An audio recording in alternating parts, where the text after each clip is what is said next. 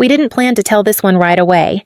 It stayed with us longer than most, not because it was loud, but because it was quiet in the wrong places. Some stories announced themselves. This one didn't.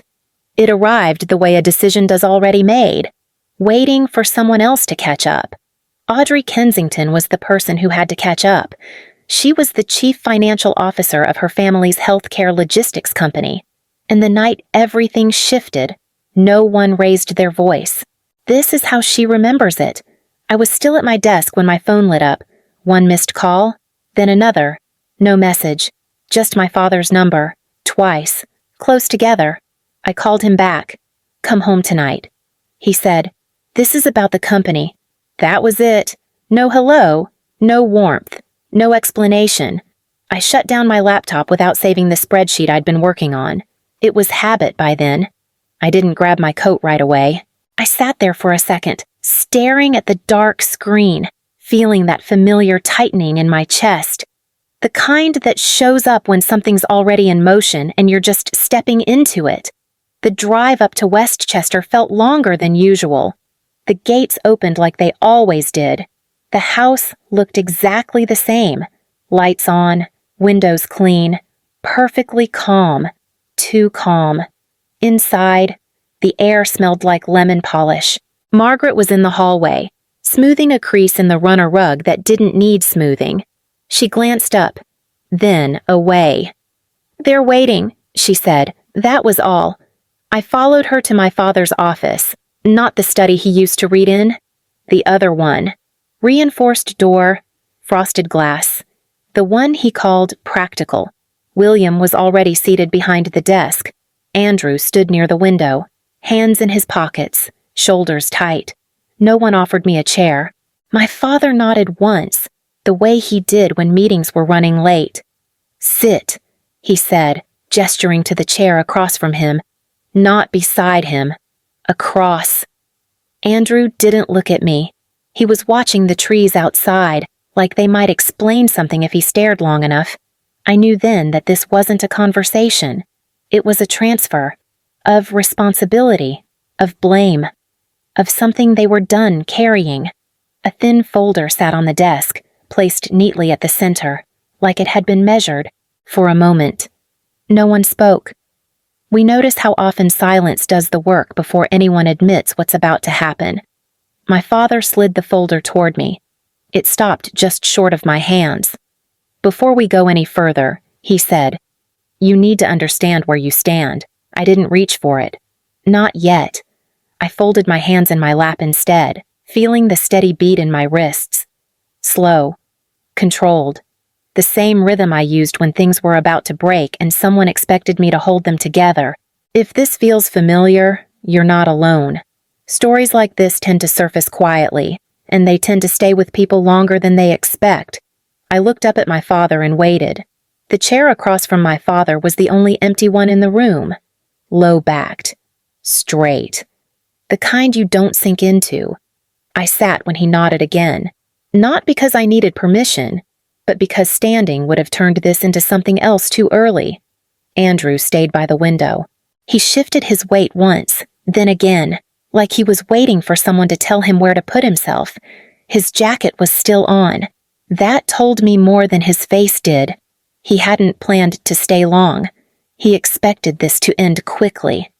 My father rested his hands on the desk, fingers spread, calm, controlled. "This isn't personal," he began, which was how he always started when it was. Margaret took the seat closest to the door. She folded her purse into her lap and stared at the clasp. Her thumb kept rubbing the metal. Over and over. I noticed it because I'd seen her do the same thing at hospitals and funerals, places where she felt useful but powerless. The folder stayed between us. Andrew cleared his throat. "It's just, things got complicated." My father didn't look at him. "You don't need to explain." That was when Andrew finally looked at me. Just for a second. His eyes were red around the edges. Not from crying. From not sleeping. I let that sit. I didn't rescue him. I didn't jump in. I'd done that enough times to know how it ended. My father slid the folder another inch closer, paper whispering against wood. You've been carrying a lot, he continued. Too much, frankly, and it's affected your judgment. I felt it then. Not anger, not fear. Something quieter. The recognition of a script I'd heard before, just dressed up in better words. Andrew exhaled, loud enough for me to hear. Relief. He thought this part was for him. My father leaned back slightly. We're making an adjustment. For the good of the company. The word adjustment landed heavier than it should have. I glanced at the folder but didn't open it. I already knew what was inside. Restructuring language. Authority clauses. The kind of paperwork that pretends to be neutral while it takes something permanent. Margaret finally spoke. Audrey, honey, we just want everyone to feel stable. She didn't look at me when she said it. For a moment, the room held its breath. The hum from the security panel, the faint tick of the clock on the wall. We remember noticing how no one rushed that silence. It had been practiced. I kept my hands folded. My voice came out steady. If this is about Andrew, say that. Andrew flinched. My father's expression didn't change. This is about leadership, he replied, and legacy. Legacy. That was the word he used when he meant blood. I nodded once. Slow. Letting him finish. Letting the weight of it settle before anyone pretended it was lighter than it was. Andrew finally left the window and leaned against the wall. He crossed his arms, uncrossed them, then shoved his hands back into his pockets. A small, restless loop. I'd seen it before, usually right before he asked for help without using the words. My father opened the folder at last. He didn't turn it toward me. He read from it instead. Slow and careful, like reading aloud made it official. Over the past year, he said, the company has absorbed a number of irregular expenses. Andrew's jaw tightened. I watched my father's face while he spoke. Not Andrew's. Not Margaret's. Him. He was choosing his words the way he chose investments. Conservative. Clean. Nothing that could be used against him later. Andrew tried again. The Florida thing. My father raised a hand. Just slightly. Enough. We're not revisiting that. Florida. Real estate that never flipped. Private lenders who didn't like waiting. Casino markers that turned into phone calls at odd hours. All of it stitched together quietly with company money. I'd signed off on every transfer. Emergency loans, short-term fixes, always framed as temporary. The number sat in my head, steady and clear. $2.8 million. I'd never said it out loud. Not to Andrew, not to my parents. I'd learned early that naming a number gave it weight. As long as it stayed unspoken, it could pretend to be manageable. My father closed the folder. You've done your part, he said, looking at me now. You kept things running, not built, not protected. Kept. Margaret shifted in her seat. Her voice came out soft. Your brother's been under a lot of pressure. Andrew stared at the floor. We noticed how everyone seemed to agree without saying it. That pressure explained everything. I leaned back slightly. The chair creaked. Pressure doesn't move money on its own. The words landed harder than I meant them to. Andrew's head snapped up. My father's eyes narrowed. Just a fraction. This isn't about blame, he replied. It's about continuity. Continuity. Another clean word. I nodded once. Slow. Letting the quiet stretch again. Feeling the familiar urge to smooth things over rise up, then pass. I didn't feel the silence this time. My father stood and walked around the desk. He moved slowly, like he wasn't in a hurry to get anywhere. He stopped behind Andrew, resting a hand on his shoulder, not heavy, not gentle, possessive in a quiet way. This isn't about mistakes, he said. It's about roles. Andrew stiffened, but didn't pull away. My father turned back to me. You've always been good at managing details, keeping things organized. That's a strength. He paused. just long enough to let it sound like praise. But leadership is different. Margaret shifted again. Her purse slid off her lap and hit the floor with a soft thud. She bent to pick it up, buying herself a moment. I felt my jaw tighten, not because of the words, because of how familiar they were. I'd heard versions of them my whole life, at graduations, at dinners, at board meetings where I'd been the only woman at the table. "You're saying I'm not suited for it," I replied, keeping my voice even. "I'm saying the company needs permanence." My father answered, "And blood matters, whether you like it or not." He looked at Andrew when he said it. Andrew swallowed. His shoulders squared a little, like he was stepping into a jacket that didn't quite fit but had his name stitched inside. My father continued, "You stepped in when things were unstable. That was useful, necessary." He didn't hesitate, but that was always temporary. Temporary. The word landed low, right under my ribs. Margaret finally looked up. "Audrey, sweetheart, you know your father didn't mean," he raised a hand, stopping her mid-sentence. "I meant exactly what I said." The room felt smaller then, not physically, emotionally, like the air had been rationed and I'd just been informed I was over my limit. I leaned forward, resting my elbows on the arms of the chair. The fabric scratched faintly against my skin. A grounding detail. "I've been running this company for 10 years. "And you did it well," he replied. "But running something isn't the same as owning it." There it was.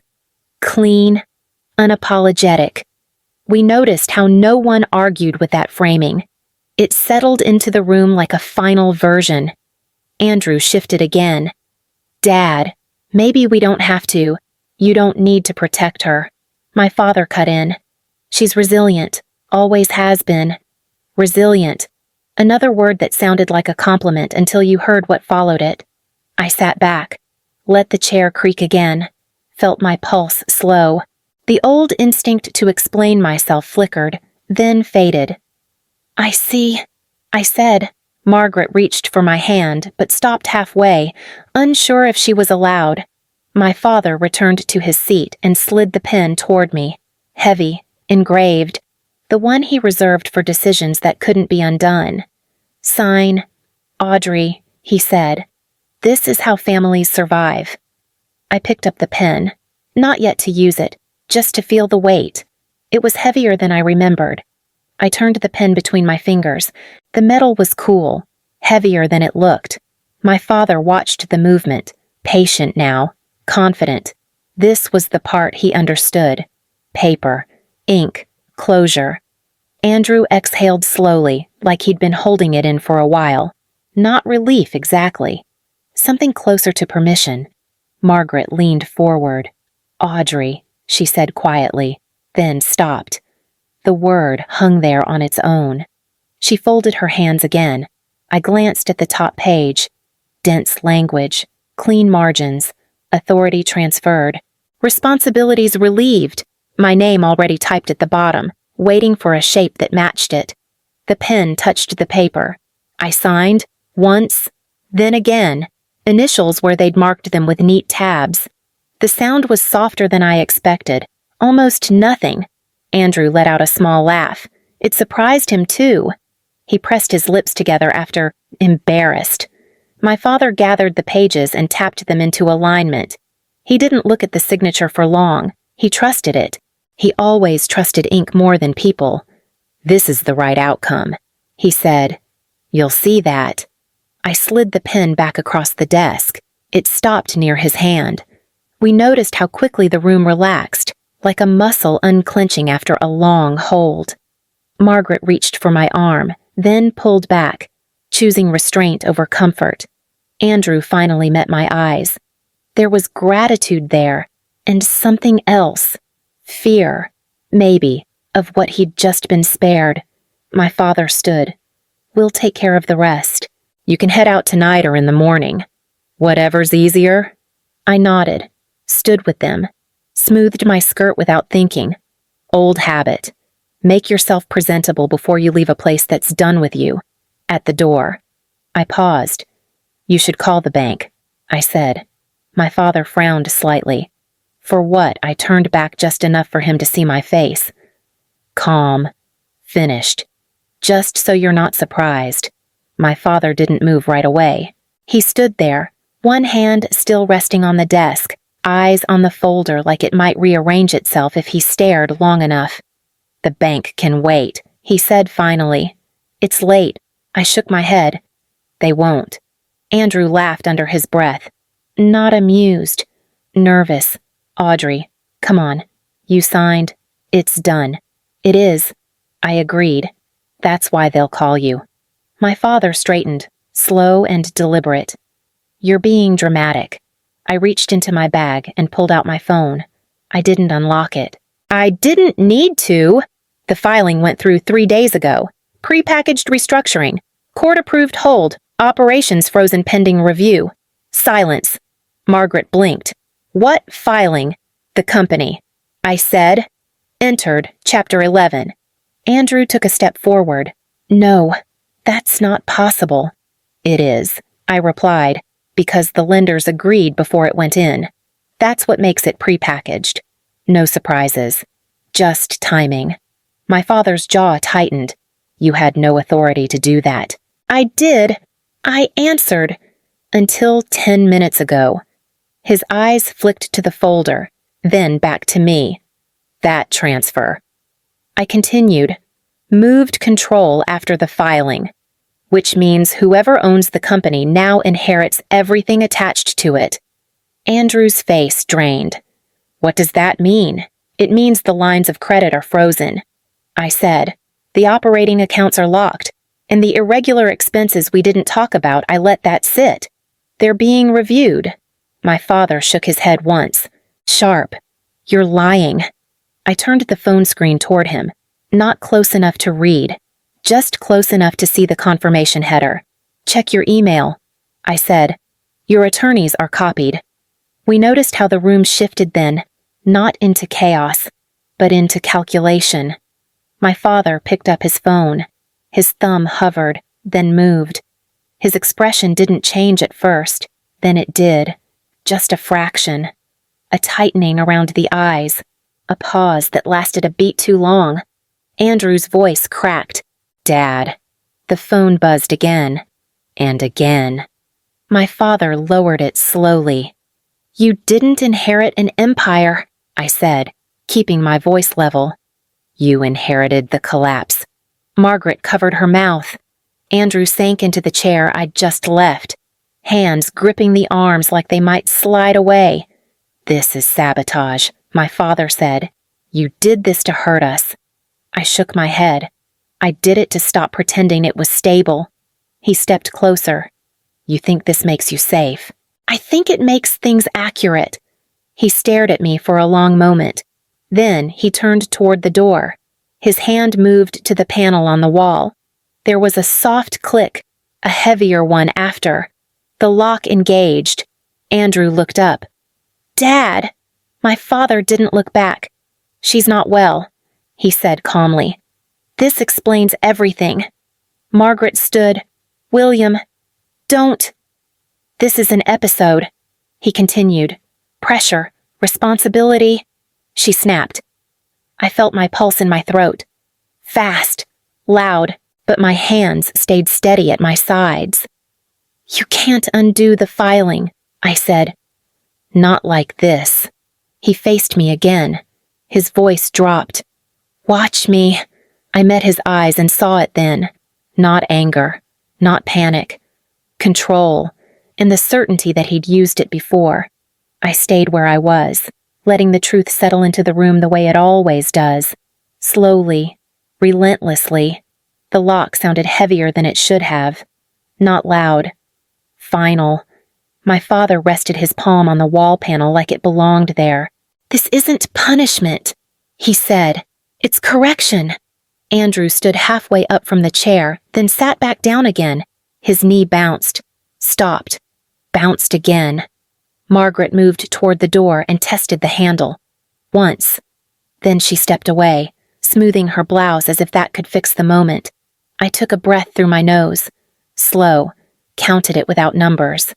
The room felt closer, like the walls had leaned in to listen. "You're not thinking clearly," my father continued. "Anyone under this much strain would fracture." He turned slightly, already moving on. "I've called a private service. Discreet. Licensed. They'll evaluate you. Make sure you're safe." "Safe from what?" Andrew asked, voice thin. My father didn't look at him. From herself. The doorbell rang downstairs. A single chime. Polite. Margaret pressed her hands together. "William, please." He checked his watch. "They're early." Good. We noticed how no one rushed to open the door. The house seemed to do it for them. Footsteps came up the hall, measured, unhurried. 2 people entered the doorway, neutral clothes, calm faces. One held a slim tablet, the other gave a small nod, like we'd already agreed on something. "Ms. Kensington," the woman said. Her voice was gentle in the practiced way. "We're here to help." Andrew stood this time. "She doesn't need help." My father cut in smoothly. "She does, and she'll cooperate once she settles." I felt my throat tighten. Not fear, recognition. This was the part where words got reclassified, where resistance became a symptom. The man with the tablet stepped closer. "If you could just sit, I'm fine," I said, "and I'm not going anywhere." My father's mouth pressed into a line. "That's enough." We remember how the room went still, not because anyone was calm, but because the decision had already been made. I backed a step until the edge of the desk touched my legs. The wood was cool through the fabric of my skirt, grounding, real. "This won't undo what's been filed," I said quietly. My father met my eyes. "It will give us time." The woman reached out, palm open, not grabbing, waiting. I stayed where I was, letting the moment stretch, letting them show exactly how far they were willing to go to keep control. The door behind them closed with a soft click. I didn't raise my voice. I didn't need to. "Before anyone touches me," I said, "you should understand what's already been recorded." The woman with the tablet hesitated. Just a flicker. "Enough," my father scoffed. "You think threats will change this?" "Not threats," I replied. "Facts." I reached into my bag and set my phone on the desk, screen down. For months, I've been cooperating as a financial witness. Quietly. The transfers you called temporary, the renovations charged to operations, the security upgrades billed as logistics expenses. It's all there. Andrew stared at the phone like it might bite him. "You went to them, I went to the truth." I said. "They came after." The man with the tablet glanced at the woman. She nodded. Subtle. Professional. My father stepped closer. His voice dropped. "You're destroying this family." I shook my head. I stopped protecting a fiction. We noticed how that landed. Not like a blow, but like a release of pressure that had been held too long. Footsteps sounded in the hall again. Different this time. Firmer. A voice called out, calm and clear, asking for William Kensington. My father didn't turn. He stayed where he was, eyes fixed on me, like the rest of the room had already disappeared. Andrew sank back into the chair. His hands covered his face. Margaret stood frozen near the wall, clutching her purse like it might anchor her. The door opened wider. Badges caught the light, not rushed, not loud. The woman with the tablet stepped aside. "We'll pause here," she said softly. No one argued. I stayed where I was while the room reorganized itself around consequences. Papers gathered, names confirmed, space made. As they led my father away, he finally looked at me again, not angry, just stunned. I didn't follow him out. I didn't need to. I picked up my phone, slipped it back into my bag, and took one slow breath that felt like it belonged to me. 6 months later, my office fits into one room in Boston. A desk, a window, a plant I keep forgetting to water. No locks that click behind me. No voices waiting on the other side of a door. I still work with numbers, just smaller ones, cleaner ones. At the end of the day, I close my laptop and leave without taking anything home. Last week, I deleted the final spreadsheet I'd kept out of habit. Not evidence, not leverage, just memory. My hands didn't shake. I understand something now that took me years to learn. Audrey Kensington didn't lose a family. She stopped being used as one. I make dinner. I sleep through the night. I choose what stays. If this story stayed with you, you can sit with it a little longer. That's enough. We stayed quiet at the end, noticing how she didn't sound victorious, just present.